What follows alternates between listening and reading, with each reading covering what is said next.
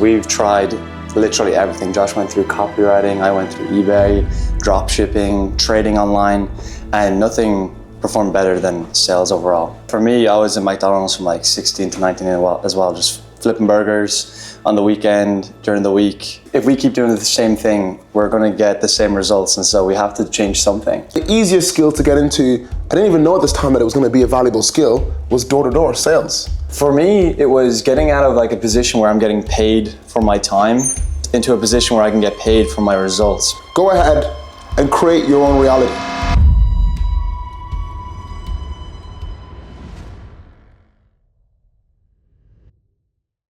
Guys, in this video today, we're gonna be breaking down, what high ticket sale actually is, who we are, and like genuinely why this is probably, in my opinion, the best way to figure out the first time to make income in 2025, right? There's so many things out there. For us, we chose this. A lot of our friends have chosen this. And I'm sure maybe right now you're wondering, maybe I might choose something like this. We'll break it down in this video.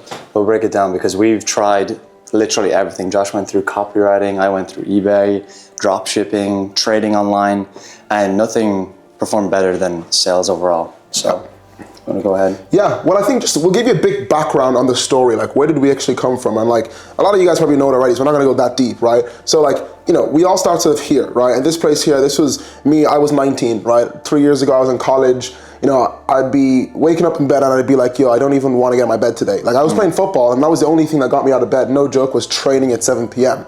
I knew I wanted to be here, right? Which is the freedom. I don't want to have a chain. I want to be able to do what I want, but I didn't know how to do it. Not tied down. And yeah, this is where I was. What about you? Yeah, for me, I was in McDonald's from like 16 to 19 as well, just flipping burgers on the weekend, during the week, doing as many shifts as possible because I was also in college and I realized that the course that I was studying just wasn't for me as well. So inevitably, we actually both dropped out. Yeah. We started a podcast called The Dropout Diaries. We didn't even know what we were going to get into. We were only kind of starting sales at that point and decided, hey, let's just document the whole journey. So some of you guys might already know this story, but I started with flipping burgers and Josh was... Yeah, and he left it apart. He was actually pretty good at flipping burgers. He might have opened a Michelin-style restaurant, but hey.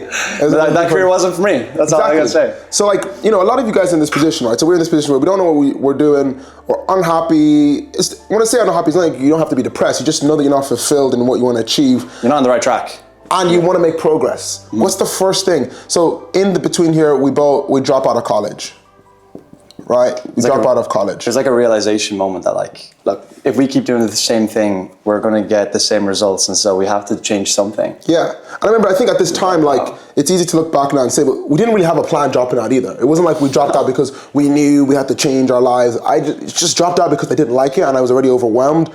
I didn't know what was next, right? So the first thing that I knew anyways that we thought about was like, we need to get a skill, right? Yeah. And to me, I was still planning to go back to college. We just needed to get some sort of skill.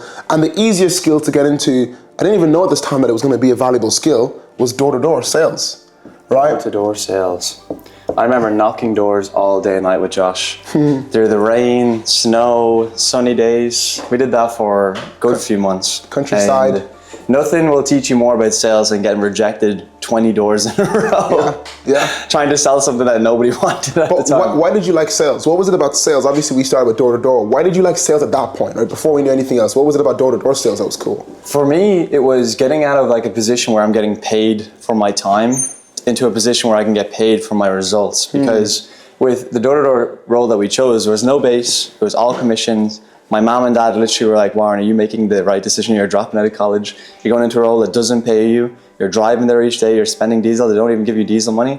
And it's like, quote unquote a risk. But all I wanted to do was get better at communicating with people. Okay. So that's why I was like, let me get into door-to-door. Let me just talk to more people. Let me learn this fundamentals of sales. What about you? Like, why did you go into door-to-door? You wanted to go back to college, as you said. Yeah, same thing for you was like, I want to get paid for performance. So like, I was working at Nike in a shop. And like, I remember one time I did pretty well on one of the months and I like made sure I got like the most signups. Yeah. And I remember I got like a 40 euro voucher and I was like, bro, I work like 10 times harder than every single other person. That was the first realization moment. Not even saying it to be cliche, I realized that like, you can just go in and do the bare minimum. It doesn't make any difference because you're getting paid the same wage. There's no point. But for me, I knew I can't be that type of person. I don't want to be the type of person that does the bare minimum. Sure. So, but then what's the point if I don't get paid? So I need to find something where by doing the most I can do, I get paid for my performance, and that was sales. Yeah. right? I think that's the best place that if you want to take your performance and your input, you can get paid for it. Exactly. There's no better way to do it. Which leads us to the next point. Obviously. So we start making money here, right? Yeah. We make our first, Start making a couple thousand a month. First for, 1 to, let's say 3,000, right?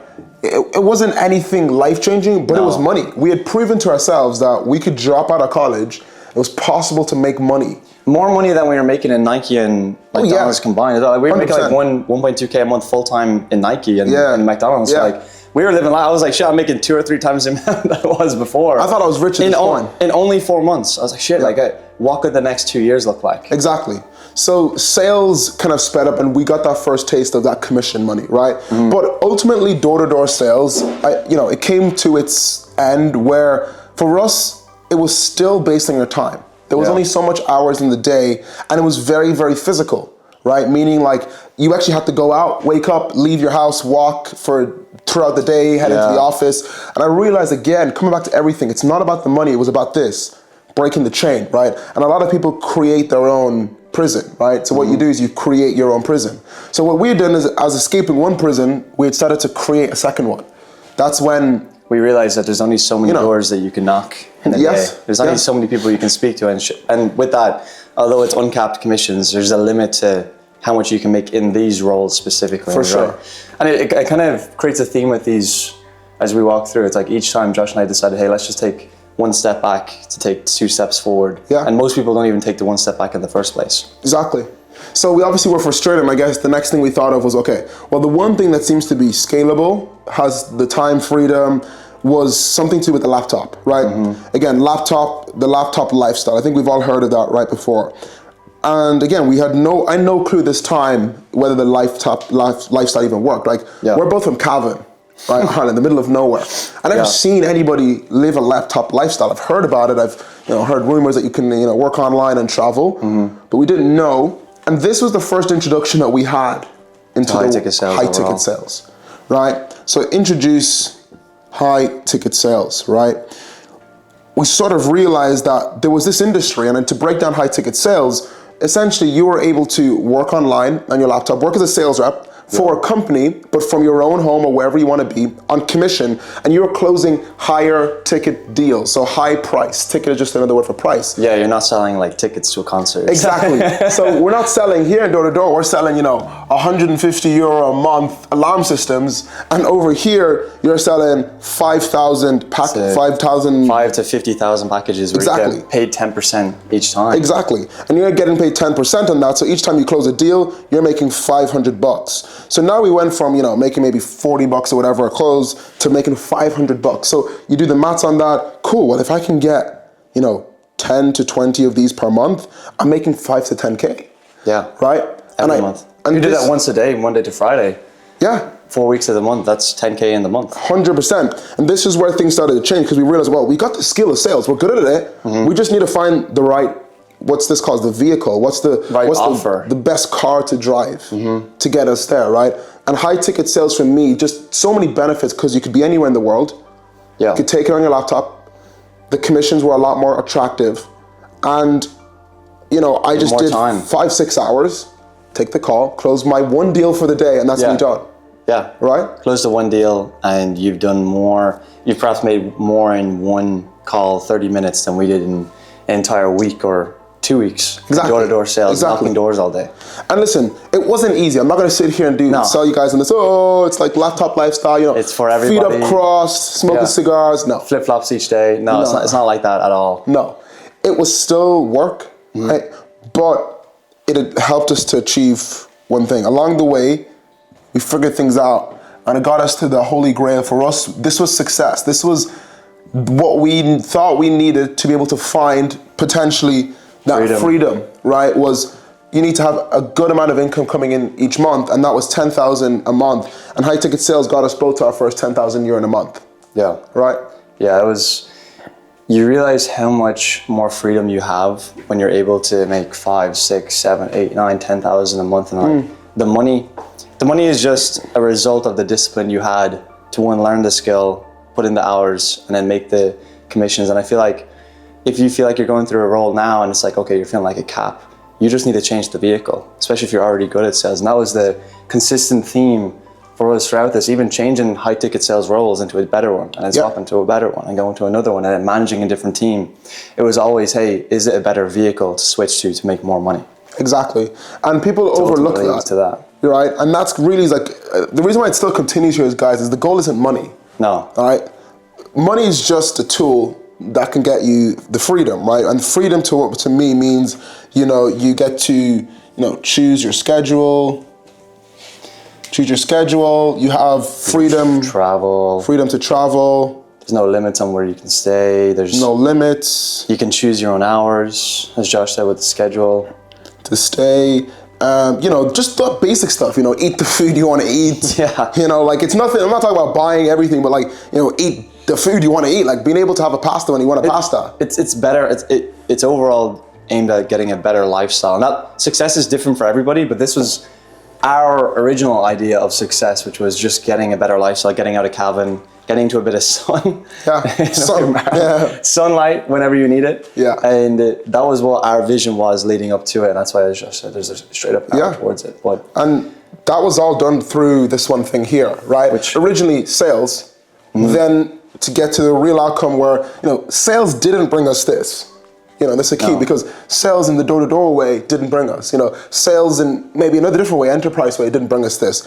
But online sales or remote sales, right? If you want to call it remote sales, whatever, that 100% brought us this. Yeah. So how do people get into it, Josh, with high ticket sales? Yeah. Well, what we can do is we can break down the journey of how to get into high ticket sales, right? We can actually break down the quickest way to get into it.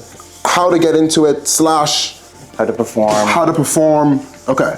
And I'm sure some people are still confused about, okay, I get it. They're selling something. How does it work? What is it? How do I get in? How do I start? What does it look like when I start? So how realistic is it for me? So let's say like what? So there's online businesses, right? Usually they're going to be in the services, right? In sort of like either like agency, coaching, just anything really like digital in a service. Think about services. Softwares. Yeah. Service. I think that's online selling to other service-based businesses or direct-to-consumer, meaning regular people are selling it to regular people. Exactly. So we're not talking about selling like, bricks, right, to a factory or selling, machinery to another factory. Yeah, not selling. We're usually talking about a service. You're providing a service. And what type of services are these? Again, coaching is a service. So coaching, and in the coaching, you've got fitness, right? And after, what else do you have in there in coaching? Real estate. Real estate. You have financial coaching. Financial coaching. You have Airbnb. You have drop shipping. There's so many different ways, and I'm sure you saw some of the gurus online talk about it. But they're all selling high ticket packages anywhere between as low as 3 to some of them as high with their masterminds like 30, 40, 50K. Yeah, so 3 to 50K. I would say on average, it's quite normal. Mostly you're going to be sitting in around like 5K. 3 to 10K packages. Right, so these companies are selling stuff that are 3 to 10K. Again, you have agencies as well. They can be selling anything like ads, services, marketing. Companies with operations. There's so many different services that they could be providing. Yeah, so many different. But what it really matters is that they sell a product that another company / person has to pay them $3,000 for 10,000. And guess what? Business owner doesn't have all the time to be on calls with people who potentially want to work with him. It's not scalable. Right? It's not. If he wants to get to 100,000 a month, and his product is 3,000, how many deals does he need per month? He needs 10, 20, 30, 33, 34 people. 34 people. More than one a day. Right? He needs more than one a day. And let's say he does do that, but then he has to fulfill these 34 people the next month. So his time gets spent on so many different things. The actual delivering of his service, marketing, talking with new people, figuring out a new way to build a new product. So he needs somebody that he can trust to take these sales calls and help him close the deal so that he has to think about one thing, just his product. And this is where we come in. Yeah. This is where high ticket sales come in. So what they'll do is they want to hire then a commission only sales rep, right? Because it's low risk. Why is it low risk? It's low risk because you only get paid based on performance. Exactly. Now, the risk is, are you bad and are you going to waste the leads? Yes. That's why they're not just going to hire anybody and everybody. They're obviously going to be looking for experience. They're going to be looking for any reference points that you can do this or you have done this before, and your overall confidence. Are you confident on the call with myself in the interview? Yeah, and I guess then they'll ask, this here is probably the next part. So now you guys know what it is, right? How these companies, hire, and why they even exist. How much can you make? How does making money work? I get it. I get these companies want to hire people. I get they have people. How do people make money? How do the sales reps make money? Yeah, how does the commissions, income, how do you get to 10K a month then? It's pretty simple. They're going to book calls directly towards your calendar. So they're going to have inbound leads. They're also going to have people that you can call, speak to, that are already interested in the product. I wouldn't join a company if they didn't have existing leads or warm people to speak to. Now, when you're speaking to these people on the call, how many per day? Anywhere between as low as 1, 2, 3 up to 8 or 9 calls a day, depending on the lead flow, your calendar. But I would say it's pretty typical to have between like 2 and 9 calls a day. From there, if you take, let's say 6 of them show up, I'll put down 6 people show up, you offer to 5 of them the actual product, 5 people need the product based on the conversation that you had with them, and 2 of them close. 40% of the people close based on you offering. And they each pay $3K, 40% close on $3K, $3,000. And you do 10% of $3,000. Each person that you close that day is worth $300 to you. Times 2, so you get $300 for each one of them. Times that by 2, boom. You just made $600 in one day. One day, closing 2 people. $600, euro, whatever you want to say. We say dollars all the time. But you made 600 euro in a day. And that's only from 2 deals. But having said that, you could have deals that are higher priced than that. You could have more people on the calendar. You could have closed 1 person, but it'd been a $10,000 Exactly. deal. You can close less, so maybe you're only closing 20, right? Because on average, probably it's like 20 to 30%. Yeah, but your product is 10K. Yeah. You close one of those, how much did you make? Yeah, you make $1,000 in a day. Right? So obviously 40% is pretty high. Typical is like 20 to 30% close rate based on who you offer to. But the overall premise is you can do this quick calculation based on when speaking with the owner. What's the lead flow like? How much is the average ticket that a product is sold at? And you can pretty quickly figure out how much you can make and what's your on-target earnings for the month. For sure. And then, okay, I guess like now you know, okay, how much I can make, right? How do I get into sales, high ticket sales? How? That's the fun part. Right? How do I get into it, right? I want to do it. Whoa, that was nearly gone off the shot, guys. I know this is great. I want to be living abroad. I want to be in Italy, Milan. We're shooting this right now in Milan, Italy, after just coming back from a ski trip in the mountains for the last 4 days with some of our best friends. How can I get this life? Well, to me, the first thing you need to do is you need to get good at sales. Yeah, right? You need, as I said earlier, you need to get some reference points. You need to do that bad role. You need to join a door-to-door sales role. You need to just jump in. How can you get good at sales? You can watch free videos on the internet. You can go into YouTube. You can get a mentor. You can practice. You could literally walk around your local street and say, hey, I'm going to do car washes for the day, 10 euros, and pitch it to all your neighbors. And I guarantee you by the end of the day, you'll be a lot better at communicating with people. Exactly. It all comes down to experience. And as the experience climbs upwards, you'll be able to get better roles. Perfect. So the first thing to figure out, guys, for yourself is, okay, I want to be like these guys. I think what they're doing is cool. You just need to get good at sales, right? You can go through free resource, mentor, etc. Once you get good at sales, what do you need to do next? You need to get a role. Okay. You need to get into the right vehicle. Because if you're in a bad vehicle that doesn't have leads, you're not going to make money, especially as a commission-only sales rep. You're going to be very quickly going back to the 9 to 5. Exactly. So you need to get a role that can get you to your 5 to 10K a month. Yeah. Right. How did you get your first roles? How did I get my first role? So my first roles in the online world, I actually went this route. Mentor? So I paid for a mentor, right? And I had a mentor who a lot of you guys kind of know. And my mentor, he had connections with all these companies who were looking to hire sales reps because they knew that my mentor was good at sales. So they knew that if he was teaching people sales, most likely they're going to be good salespeople, so it's most likely going to be good for their company. Yeah. So they come to my mentor and say, hey, we're looking to hire for this company. And then I get good at sales through training, experience, my mentor. I then got hired onto that role there. And that role is how I made my first 10,000 in a month. So I went the mentor route. What about you? I delayed the mentorship route for like 6 months. I'll be honest. Josh joined a mentorship and I saw him do it. I was like, okay, I'll see how he gets on. And I went down doing a different door-to-door role. I went down the free resource route and I realized the biggest link between me also getting into high ticket sales like Josh and making 10,000 a month was just somebody showing me how to do it and showing me where to apply, how to apply, and get the proper vehicle. So eventually I ended up Going on the mentor going on route. the same route. But you started with the experience route, right? Building up your experience. And then it actually leaped me forward ahead of other candidates because I had the experience. And I was able to get better roles than if I had just joined it straight away.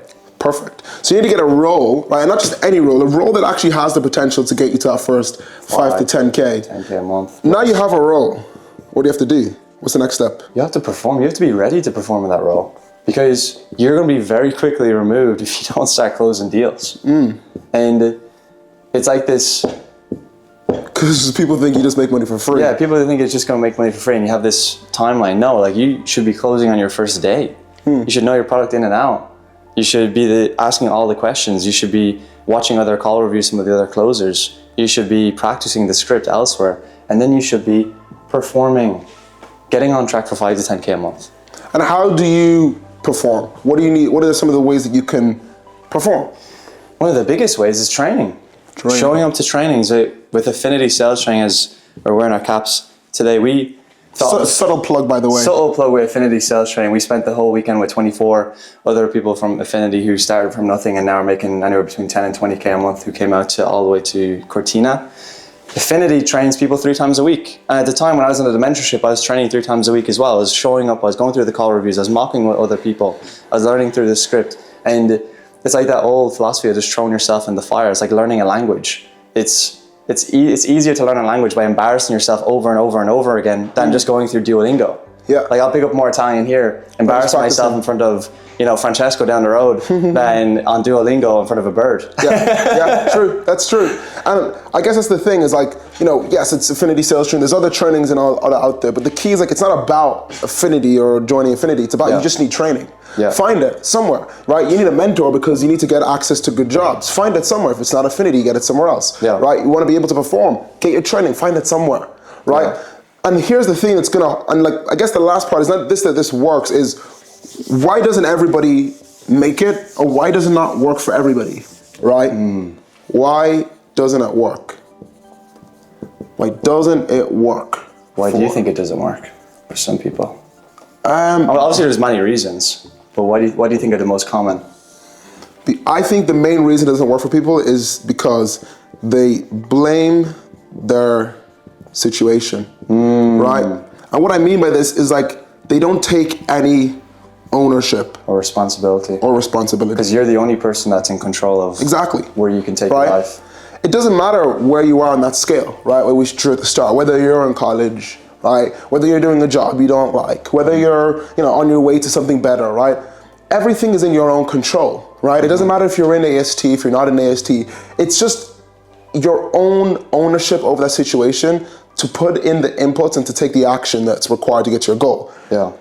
Getting to 10,000 a month or getting to your goal is not hard. You know why? Because we just fucking told you how it works. Yeah. We just showed you it. That's really how it works. It's the same way I've showed hundreds of other people, right? The problem is that for some reason, you know how it works, but you don't do anything. And it's not your fault either, especially in Ireland. You're kind of programmed to go down this route of go to school, go to college. Everybody slates everybody who doesn't go to college or drops out of college. Like even when we left college, I'm sure some people said something, 100%. oh my God, they're going down the wrong route. And now they're asking us how we're doing it. And we're here, and it's all down to having that level of I would nearly put extreme before this, extreme ownership over yourself and where you are, because everything that you have done has led to where you are right now, and thus you're responsible for where you are at this very moment. Exactly. And you're also responsible for where you can take it. Yeah, and I think the key point of this is to remember always is that the only person that feels the effects of your situation is you. Right? So whether or not like you decide to go ahead and actually get into sales or start something different, that doesn't make any difference to me or one. Like I don't know who's watching this right now. It could be one person, it could be two, it could be 1,000. I don't know. But you're watching this right now and there is something you need to do, a piece of thing that you need to change, right? I don't know what that is because I don't know who you are right now. But it's only you that feels the effects of that. So remember that your decision on taking ownership over your life doesn't benefit anybody else but you. You are the sole benefiter of taking ownership over your life. Because if you don't, you're the one that feels the effects. And I think that's the biggest thing that holds people back today is like, as you said, the opinions of others, is the feelings out there. But I'll always say one thing is that nobody else lives your life but you. Right? Nobody wakes up with the same feeling that you have every single day. Nobody's going to believe in you as much as you either. Like, not at all. I'm not going to believe in Josh as much as I believe in myself. Likewise, the other way around. For sure. It's just normal. Yes. So I think, you know, the reason why we make these videos and stand here and potentially embarrass ourselves and say all this stuff here is because, like, speaking of embarrassing, he just kicks this thing and he falls over. Is because I know there's a couple of people out there, right, who they know they want to take the ownership, but they let the opinions and the voices of others get in their own way. Then you're experiencing the situation you don't like and you're wondering why. Because you let other people live your life for you. The only reason we have what we have today is because I'll tell you what, we live our lives for ourselves. We have extreme ownership. We realize that I'm the only one that's going to experience everything, decision that I make, so I might as well make some decisions. Right? And if I don't, I'll say one thing, right? I've seen people drive themselves crazy, right? By having these big visions, these big goals, but never actually taking the action that's required to get to them. So honestly, if you're at this point where you wake up every day and say, I want to potentially do this one day, it's probably better for you, right? To like stop, give up those goals and just say, okay, I'm okay with being in the 9 to 5 or whatever I'm going. That it's not for everybody, right? No. This is the 98% for real, and that's not bad. This is only for potentially the 0.2%, right? Or the 0.2%, right? So I don't know if you're a part of the 98. If you're part of the 98, that's fine. This video isn't even for you. No, we don't even want. We don't even want you going into high sales if that's what you're thinking. This is for the 0.2%, right? So if you're part of that 98%, it's actually better for you just to say, okay, you know what? I'm not going to take any action. Don't really want to do this. I just let it go rather than continue to tell yourself that maybe one day you'll do something because it'll drive yourself crazy, right? But if you are someone who's like, no, I do want that goal. I do want to get there. Well, don't drive yourself crazy, right? Get into something. And this is what our route was. It doesn't have to be yours, but find one. I think it's a great way to end the video. It's a good wrap up of how we've done, because we get asked over and over and over again, what's our story? What do we do? We see all the videos. What is it that you guys even do? This is a representation of it. We took extreme ownership over our life, and as my marker fades away, so will this YouTube video, because we took extreme ownership of our life, and so can you. If you want, obviously there's a link in the description of this video. If you want to join Affinity, we have a lot of people there, and Josh is writing down our actual slogan from Affinity. It's on our hats from people who came to our And as we always say, guys, go ahead and create your own reality. It's literally on the hats. See you guys in the next one.